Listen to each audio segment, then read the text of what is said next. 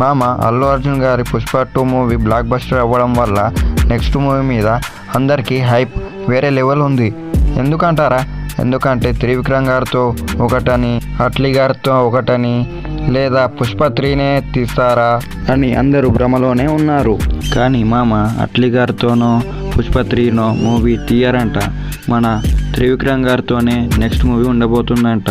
అంతేకాకుండా త్రివిక్రమ్ గారు ఒక లైన్ చెప్పారంట మూవీ స్టోరీ. ఆ స్టోరీ పీరియాడిక్ స్టోరీ అంటున్నారు మామ. మన పురాణాలకు సంబంధించిన స్టోరీ కూడా ఉండబోతుంది మామ.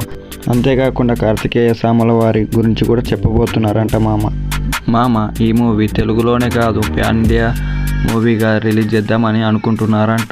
సబ్స్క్రైబ్ చేసుకోండి మామ, బెల్ ఐకాన్ కూడా నొక్కండి మామ.